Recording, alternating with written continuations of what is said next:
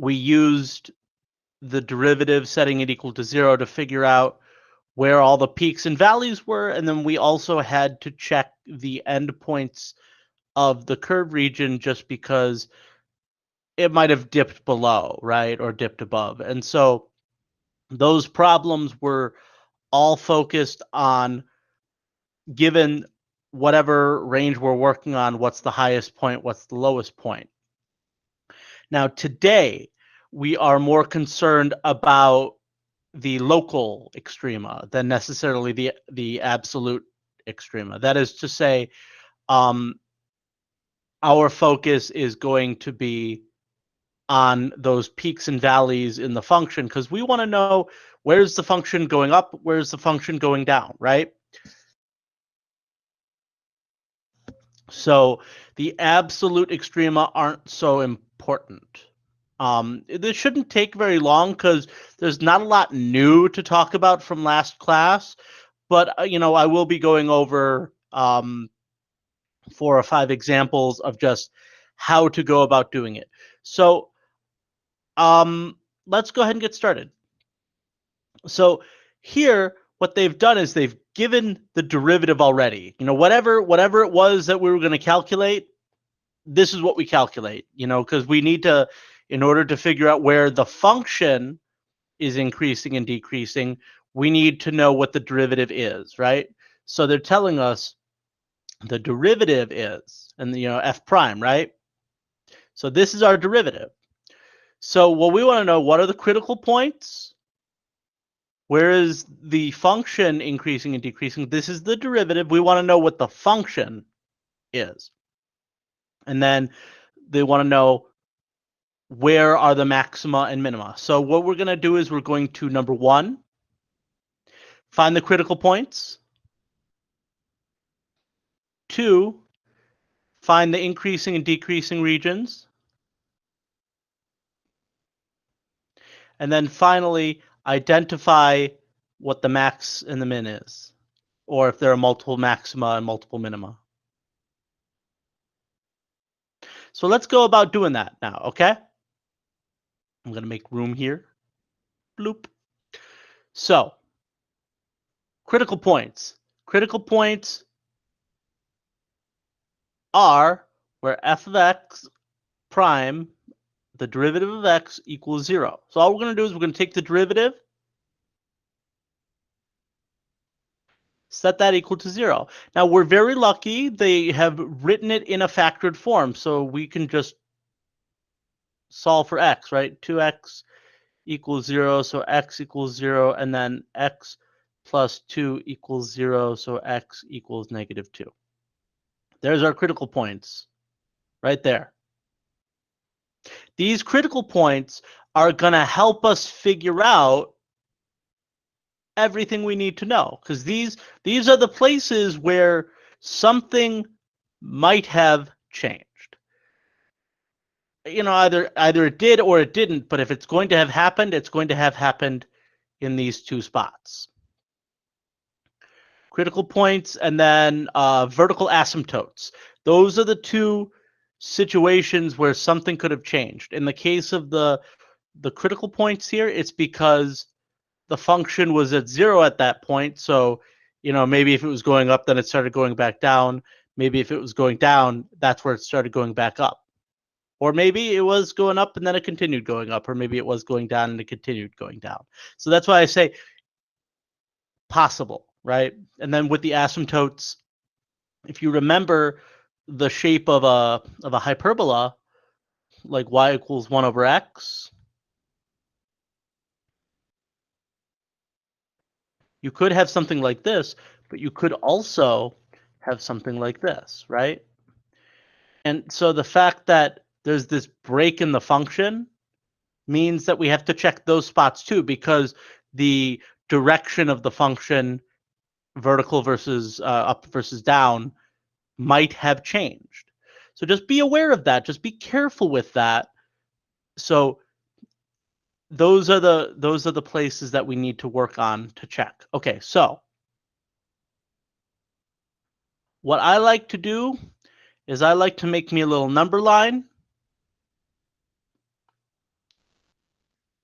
0 and -2. Put them in order, just to be neat. And then, so what's going to happen is these are the breaking points, -2 and 0. So if we look and we see, well, where is my derivative positive? Well, that means that the function's going up. Where is my derivative negative? That's where my function is going down. That's what we need to figure out. These are the places where it's 0, so we need to check these 3 spots to see, are they positive, negative, or 0, right? My recommendation to you, whenever possible, use the easiest numbers that you can so that you can get your answer quicker without lots of thinking. And then the other thing I want to point out, because this is very important, I don't actually care about the number that you get, right? It doesn't matter if you got a -5 or a +15 or a -32. That doesn't matter. All you care about is that region positive or is that region negative, right? So you don't care about numbers. You care about positive or negative. So when I go through, I'm going to show you what I'm talking about. I'm going to choose -3. That's the easiest number in this region. That's the closest one to -2, right? I'm going to use -1 here because that's the easiest number between 0 and 2, 0 and -2, because I can't choose 0 and I can't do -2 either, right? And then in this region, bigger than 0, obviously I'm going to pick 1. That is the easiest number. And again, you don't have to pick the easiest number, but like, why? Why wouldn't you? All right, so we need to know where is the slope positive, where is the slope negative, right? So let's start with this first one. We're going to use our test point -3. And I'll write this out, but this is something you're totally okay doing in your head if you want to. This is part A. Sort of sequester that off. All right, so we know that we're dealing with 2x times x plus 2. I'm going to plug in -3. This first term, 2x, that's negative, right? -3 plus 2, also negative. Well, negative times a negative is a positive, right? So the region before -2 is going to be positive because if I plug in -3, I get a negative times a negative. Like I said, don't overthink this. Now let's plug in -1. 2x is still negative, right? -1 plus 2 is positive. We got a negative times a positive. This looks like a, let me make that more of a parentheses. There we go. Negative times a positive, well, that's a negative. So the region between -2 and 0 is negative. That's the region between -2 and 0 is negative, so our slope is negative here. Now, bigger than 0, let's find out. I plug in 1, that's positive. I plug in 1, that's positive. Positive times a positive is obviously positive, right? So now what I've done is I found where the slope is positive and where the slope is negative. Well, where the slope is negative, that is our decreasing areas. Those are the areas where the function's going down. Where the slope is positive, that's where the function is going up. Negative going down, positive going up. So this is really great. We've done all the work we need to do. So my way that I show it, and this is just, when I was growing up, this is what I did. Increasing, decreasing, right? So open intervals, I want to stress that we're always going to be working with open intervals. That is to say the endpoints don't count. You can't be going up or be going down when your slope is 0. You're going sideways. So we're talking about open intervals with parentheses. So increasing. Well, the first increasing one's from -infinity to -2. And I think if I remember correctly, as I was looking through the Math Excel wants you to put a comma in between. So like they want you to say, okay, this region and this region, right? The other region that's positive is from 0 to positive infinity. Now, other times if you're doing this with like interval notation and you want to actually do the proper set theoretical whatever, you would put a U in between, right? For union. I assume that that's what you were taught. This is like when it comes to turning in stuff to me like physically or doing it on the AP exam, this is technically more correct, I guess, but like I can speak for myself that I'm not gonna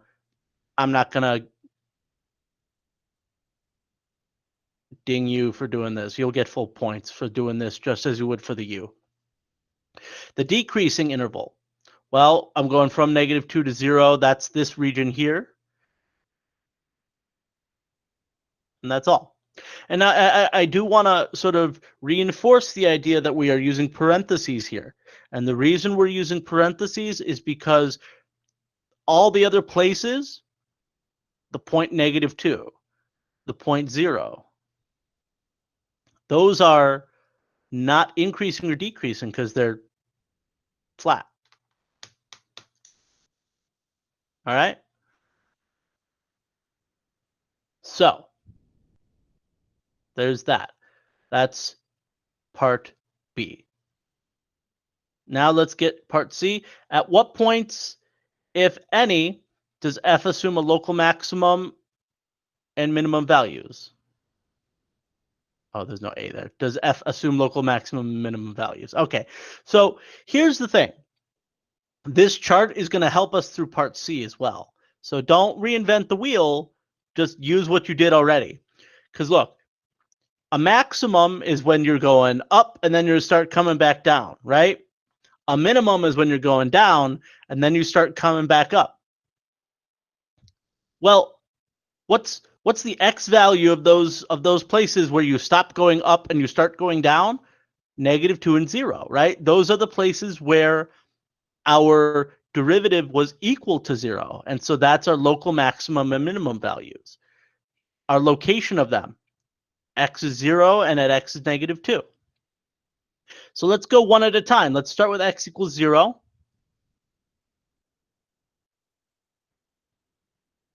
Oh, no, never mind. We don't have to do that. We don't have to plug it back in. We don't have to get the point. We don't have to get the value of the max or the value of the min.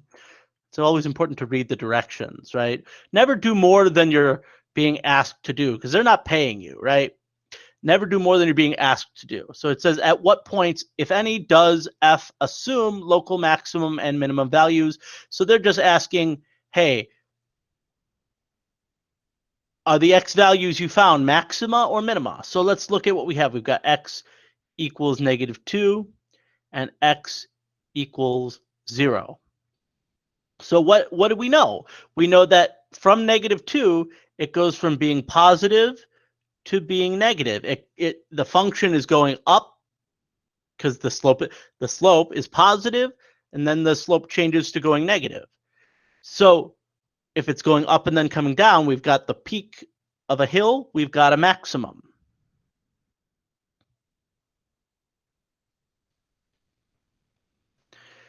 If X equals 0 here, well, let's look at that.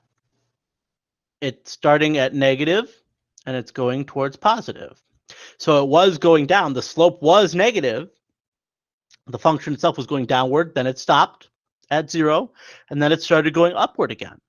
Well, that's the bottom of a valley. That's a minimum, right?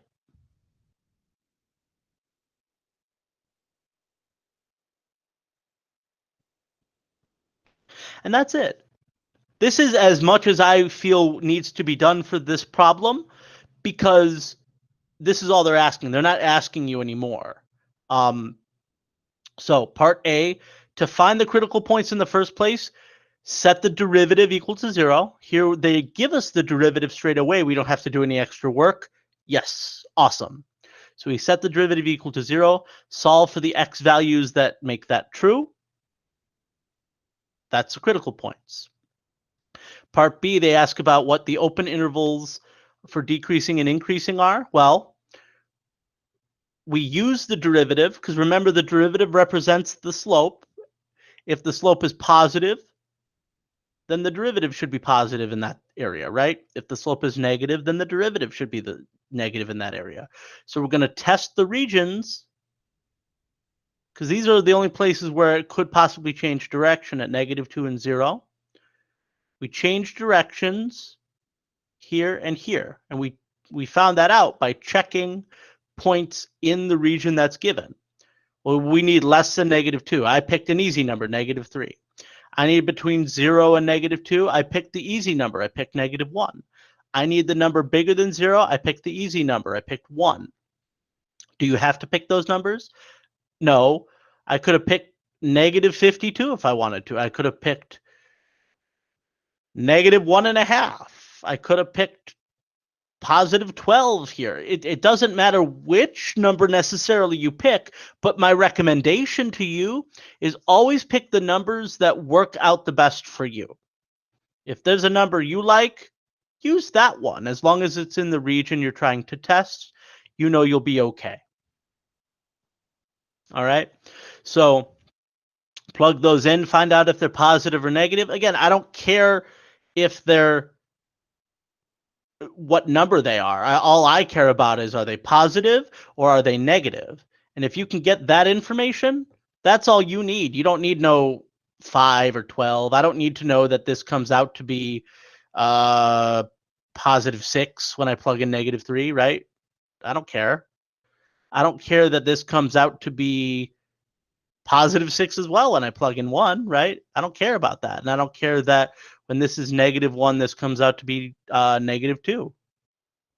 Those things are true, but they don't matter.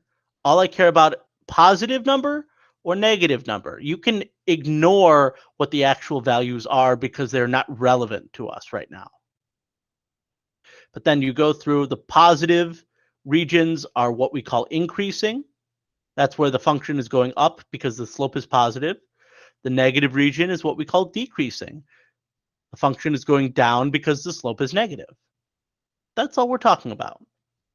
And then finally, part C, we look at the critical points we found in part 1, and at those points, we find out what the transition is.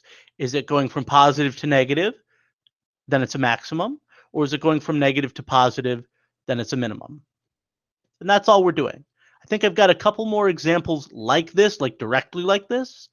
Let's move on and see what we have. Yeah, so I gave you another one where we have the derivative already. We don't have to calculate the derivative. We just need to know about the critical points. We just need to know, is the function increasing or decreasing? We just need to know what the local maxima and minima are. So here's the thing. And the reason why I picked this one is because there's an asymptote, right? -4, that is a vertical asymptote. That will be something we're actually going to have to track because remember, at an asymptote, they could both stay positive, or they could flip back and forth. We don't know necessarily which way things are going at that asymptote, like from one side to the other. So we will need to include that in our check, right? -4 is going to have to be a place that we look at. But let's find the critical points. So when you're trying to find the critical points, you only care about what makes the function 0. And the place that makes the function 0 is the numerator, right? So the numerator is the only part of this that we care about for part A. The numerator is the only place we care about for part A. So for part A, we're going to set the numerator equal to 0 because that's the only thing that we can do to generate the answer of 0 in this function. Well, let's solve. Well, we've got x² = 0. That means x = 0. And that's a double root. For those of you who remember from Algebra 2 or pre-calculus, the multiplicity is 2. It is a root here twice. And then you got x minus 3 equals 0. This is 3. So our two critical points are 0 and 3. Step 1 complete. Part B. Let's track the places where we can get some change. The vertical asymptote is one of them. And then the critical points, that's the other place, right?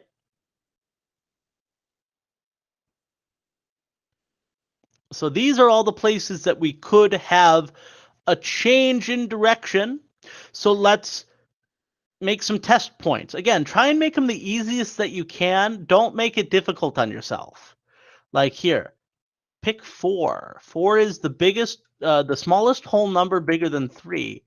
I don't want to pick 15. Then I have to do actual math here, right? I would pick 1 for this region. I would pick -1 for this region. Again, I'm picking the numbers with the smallest magnitude, so I have to do the least amount of effort in my brain. And then finally, -5. Right? So look at what we have. We have x squared. So whenever you square a number, it's positive, so I don't even need to think about this one. Positive. And then we're going to do this part. -5 minus 3, well, that's negative. Over -5 plus 4, that's negative again, right? Positive times negative divided by negative, that's going to be positive, right? So this region right here, positive. Let's do the same thing with -1. -1 squared, that's positive. -1 minus 3, well, that's negative. -1 plus 4, that's positive. Positive times negative over positive is going to be negative. Let's try 1 now. Positive. 1 squared is 1. 1 minus 3, that's negative. X plus 4, well, 1 plus 4 is 5, that's positive. Positive times negative divided by positive is also a negative.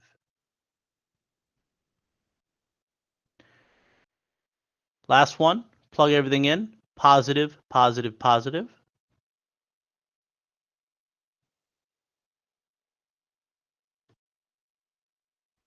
So we get positive. Okay, so now we've done all of our work. We're going to go ahead and we're going to do part 2. Where is it increasing? It's increasing from, guess I don't need this barrier here, do I? Where is it increasing from? Well, what's the positive areas? -infinity to -4.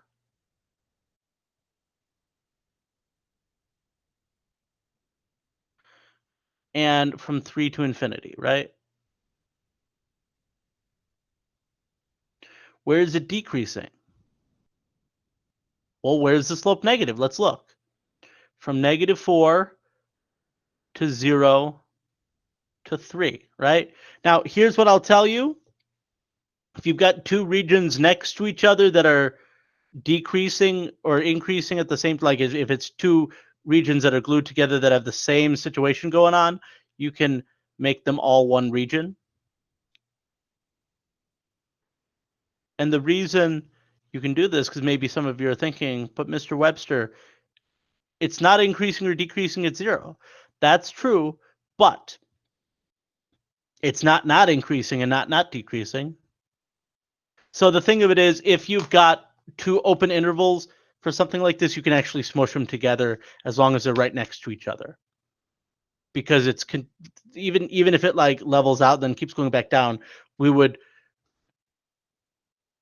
I think the term is monotonic, that region, where it's continuously going in the same direction. Like think of a like a slide. It's never going up. It's always, it levels out and then keeps going down. If you were to like take a marble and just let it go, it would always continue going faster because it's fighting the force of gravity. It's not actually going up and slowing down. It's always so. This is what we would want to do. We would say this whole big region together like this. Although, to be honest, if you did -4 to 0, u 0 to 3, I would probably not mark that wrong because I mean, technically, I think that's correct, and technically correct is the best kind of correct. But I'm going to tell you sort of just in general, all the things that I've seen, all the things that I've experienced, all the ways that people have thrown that information out is that they will expect the two regions to be glued together. And I would imagine that MathXL would take this answer that I've written down here rather than the other one, which it might not. So this is what I would go with, but if you're sort of in your brain about it and you're doing something for me, like personally and handwriting it and doing it that way, don't worry about it. Either one is fine for me. Okay, so that's part B. Now let's do part C. Again, we're only checking the critical points. We recognize that the asymptote might change direction, and in fact, if we see, it does, right? From the asymptote, it's going up, and then it is going down, right? So the thing of it is, we don't care about -4. This part doesn't matter. All we care about is at 0 and at 3. So at 0, if we look, it goes from negative to negative. Well, is that changing direction? No. We would refer to this as a saddle point because what it's doing is like this. It's making sort of like an S curve. Like that. It's never going to come back up. It would need to come back up to be a maximum or a minimum or something like that. So let's check 3 now. Again, we're going down and then we're going up. So this is a minimum. Now we're going down and we're coming back up. That's 3. This right here, right? That's a minimum. That's what we're talking about. Okay. 2 more. All right. Once again, we're already working with a derivative. I wanted to talk about this one because it's got a bunch of sines and cosines in it. And there's a lot of things that you could do here. I would just stick with the zero product property here. Right? You're going to set this equal to 0. And we know that we're working on the range of 0 to 2 pi, so we can just sort of consider that. So we've got sine plus cosine equals 0. And we've got sine minus cosine equals 0, right? And so that means that here, sine of x equals negative cosine of x. Here we get sine of x equals cosine of x. And we need to know where are these things possible? This is where we bring out the unit circle. Wow. Not so good. Let's try that again. Let's bring out the unit circle. Slightly better. Where are they the same? And I'll tell you, if you think about it, usually they're the same on the radical on the pi over 4s, right? Here, sine and cosine are both radical 2 over 2. Sine and cosine are both negative radical 2 over 2, right? So, and since we only care about from 0 to 2 pi, that's all we're worried about. So The only two values that we're worried about are radical 2 over 2. Sorry, pi over 4. And 3 pi over 4. 1, 3, 5 pi over 4. Hooray! Trigonometry in the unit circle. Radians, it's been a while. So at pi over 4, we end up with, oh, I'm backwards because these are the negative ones. These are over here. Give me these. You go over here because this is where you're the same, right? I was talking about the same. These are where you're negative. It's just the opposite. It's just the opposite pi over 4s. Right here, one of them's negative, one of them's positive. Here, one of them's negative, one of them's positive. So this is 3 pi over 4 and 7 pi over 4. Right? So when we're talking about sine and cosine being equal to each other or being opposite of each other, usually we're talking the pi over 4s. All right. So anyway, but this is what we have. These are the spots, right? And so once again, all we have to do is plug it in. Right? We've got 4 different options. We've got 4 different options here.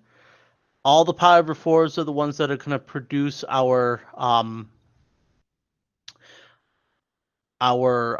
maxima and minima. And you should expect that, right? Because sine and cosine just sort of wibble wobble up and down, and they happen pretty regularly often, right? And it also makes sense that we're seeing one and then the other and then one and then the other, right?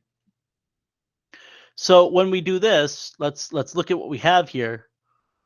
We plug in. Okay. So let's make our number line. Let's make some room for our number line. But again, it's the same exact problem. It's just there's trig now.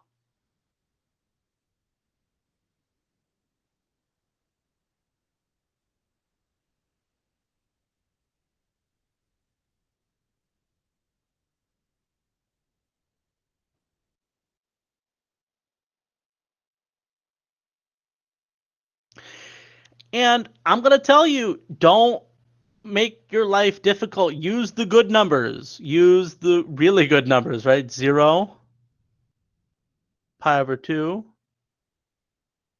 pi, 3 pi over 2, 2 pi, right? 0, 90 degrees, 180, 270, 360. Use that because it will make a difference. It will help because these always come out with 1s and 0s, making our problem so much easier, right? Because if I plug in 0, that's where sine is 1, cosine is 0, right? So this is 1. And then here sine is 0, cosine is 1. We've got 1 times negative 1, right? So this is negative. At pi over 2, sine is 1 and cosine is 0. So we've got 1 and 1. So this is going to be positive. At pi, sine is 0, cosine is negative 1. So we've got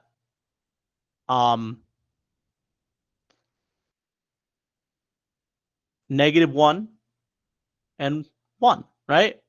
You plug those in and it's adding and subtracting 0s and 1s. Here, 3 pi over 2, sine is negative 1 and cosine is 0. Negative, negative, positive. And it should come as no surprise to you that this is going back and forth. Remember what we're talking about when we're talking about sines and cosines. It's just a wave that goes up and down. And if you take those waves and you multiply them together, you're still going to get waves going up and down, right? They may look weirder. We can maybe look at this after we're done. We've got like one more problem after this, but don't overthink this. And then 2 pi is the same as 0, so this is negative again. We don't even have to think about that. 2 pi and 0 give us the same answer. So there we go. Increasing is where it's all positive. So from pi over 4 to 3 pi over 4.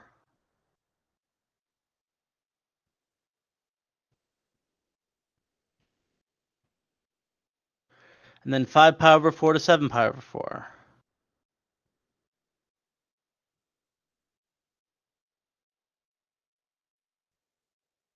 Right?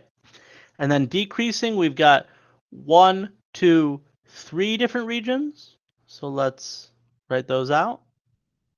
We've got 0 to pi over 4. We've got 3 pi over 4 to 5 pi over 4.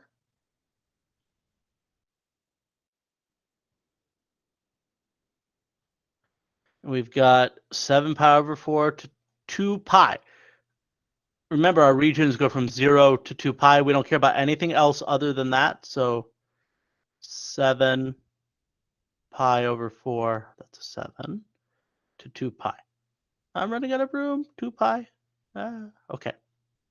And then lastly, what do we have, maxima or minima? So pi over 4, going down then going up. So this is a min. 3 pi over 4, up then down, max. And guess what? It's going to flash back and forth, right? Ta-da! Don't overthink these. Don't overthink them. All right. Last problem.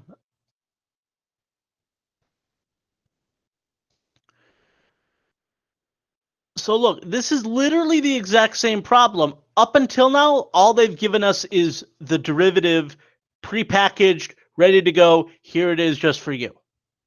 Here they don't give that to you. Here they give you the original function. The original function. And so they're going to say, all right, well, do the same thing. So in order to do this, we have to actually make the derivative, right? Well, what is f prime of x? What is f prime of x? Well, let's find out. Derivative of x to the fourth is 4x cubed. Derivative of minus 8x squared, minus 16x. Right? And what do we want the derivative to be? We want the derivative to be equal to 0. So let's solve for x. First, factor, make life easy. I can pull out a 4, and I can pull out 1x. What I have left is x squared minus 4. Well, from here, however you want to do it, some people would prefer to solve this for x. Other people would prefer to factor this out. You should get the same answer either way.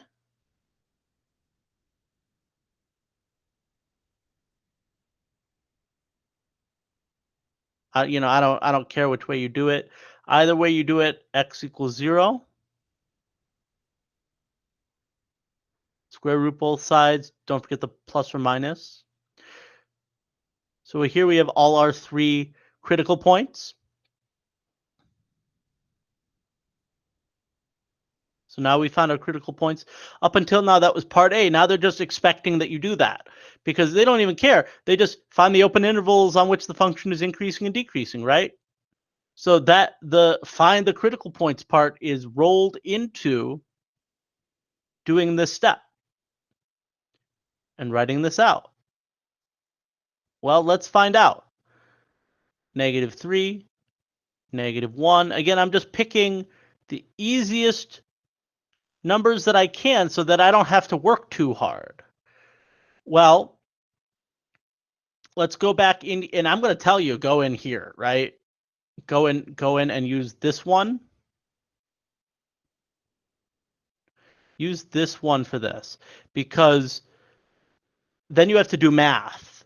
Here you don't have to do math, or as much math anyway. Like here, this is a negative times a, well, 9 minus 4 is a positive, right? -1, negative 1 minus 4 is a negative. Positive, 1 minus 4 is a negative. And then 3, positive, positive. So what do we have here? We've got this is negative, this is positive, this is negative, this is positive, right?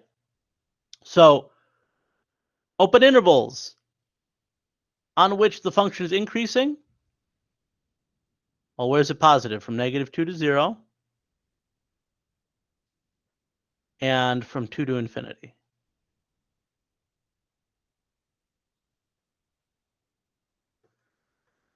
Where's it decreasing? Well, where's it negative? It's negative from negative infinity to -2 and from 0 to 2.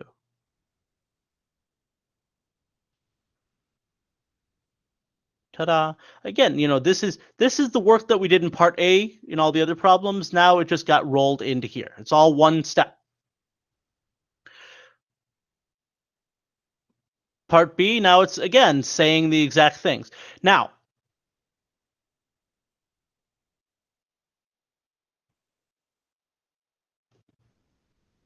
I want to prepare you for the idea that they may say, "Hey, what's the actual point that they are at?" So when you actually have the original function like this, if it's me, I would always write out the whole point, not like the x value is the location. Hey, here's where the maximum or the minimum is, but I do have the ability to say what the value is, and so especially if they're being sort of nebulous like this, it doesn't hurt to put the point down just to put the point down. So we know that the x values in question are -2, 0, and +2. Let's find the y values that go with them. And let's determine whether we have a maximum at this spot or a minimum at this spot. So let's actually start with max and min stuff. At -2, it goes from negative to positive. It's going down, then it's coming back up. That is a minimum. At 0, it's going up, then it's coming back down. That is a maximum. And then at 2, it's going down, then it's coming back up. That is a minimum. Okay, so now let's find the y values. I plug in -2. What do I get? I get 16 minus 32 plus 16. Is that actually a 0? That's awesome. 0, right? 16 minus 32, 8, 16, yeah, plus 16. Yeah, okay, that's a 0. Now let's plug in 0, 0, 0, 16, so this is 16. And then minimum 2, once again, I'm going to get the same thing, right? 16, 2, 4, 8, yeah. 16 minus 32 plus 16 is 0 again. And there we go. There's my final answer for part B. It's not a lot of extra work, especially if you have arithmetic skills or you've got a calculator sitting next to you. You might not have a calculator sitting next to you. Just be aware of that. Not for one like this. So just be aware. All right.